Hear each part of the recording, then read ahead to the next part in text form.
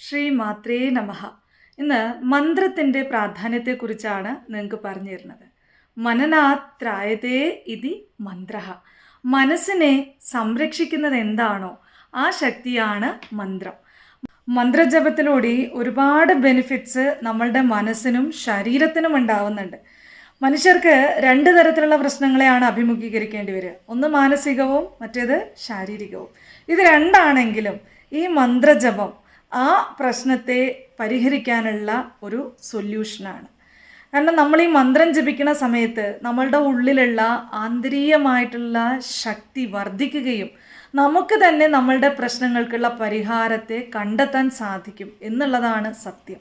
അത് മാനസികമോ ശാരീരികമോ എന്ത് തന്നെ ആയിക്കോട്ടെ, ഇതിനെ ക്യൂർ ചെയ്യാനുള്ള, നാച്ചുറലായിട്ട് അതിനെ ക്യൂർ ചെയ്യാനുള്ള ഒരു ശക്തി നമുക്ക് ഭഗവാൻ തന്നിട്ടുണ്ട്. അപ്പം ഈ മന്ത്രജപം നമ്മൾ സ്ഥിരമായി കണ്ടിന്യൂ ചെയ്യുന്നതിൽ കൂടി നമുക്ക് ശാരീരികവും മാനസികവുമായിട്ടുള്ള വ്യത്യാസം നമുക്ക് തന്നെ അനുഭവിച്ചറിയാൻ സാധിക്കും.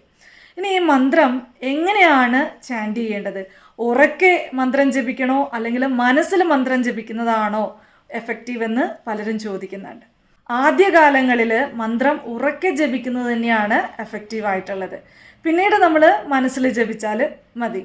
പക്ഷെ ആദ്യമൊക്കെ ഇത് നമുക്ക് വ്യത്യാസം വരണമെന്നുണ്ടെങ്കിൽ അതുമായിട്ട് നമ്മളൊന്ന് കണക്റ്റ് ആവണം. അതിന് ഈ ഉറക്കെയുള്ള മന്ത്രജപം തന്നെയാണ് ഉത്തമം.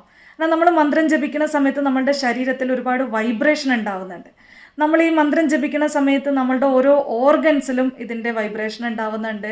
അതുപോലെ തന്നെ നമ്മളുടെ നാഡീവ്യൂഹങ്ങളിൽ ഇതിൻ്റെ തരംഗങ്ങൾ ആ നാഡീവ്യൂഹങ്ങളെ ഉണർത്തുന്നുണ്ട്. അപ്പോൾ നമ്മൾ ഈ ചെവിയിൽ കൂടി നമ്മൾ ചാൻഡ് ചെയ്യുന്ന തന്നെ മന്ത്രം നമ്മൾ കേൾക്കുന്ന സമയത്ത് അത് നമ്മളുടെ ഹൃദയത്തിൽ ചെന്നെത്തുകയും അതിലൂടെ നമ്മളുടെ ആ ഉള്ളിലുള്ള പവർ വളരെയധികം ആക്റ്റീവ് ആവുകയും ചെയ്യുന്നുണ്ട്. അപ്പോൾ മന്ത്രം ജപിച്ച് നിങ്ങളുടെ ഉള്ളിലുള്ള ശക്തിയെ നിങ്ങൾ വർദ്ധിപ്പിച്ചുകൊണ്ട് നിങ്ങളുടെ പ്രശ്നങ്ങളെ പരിഹരിക്കുകയും നിങ്ങളുടെ ജീവിതത്തെ സധൈര്യം നേരിട്ട് മുന്നോട്ട് പോവുക. ഭഗവതി അനുഗ്രഹിക്കട്ടെ. സർവം ശ്രീ ജഗദംബാർപ്പണമസ്തു.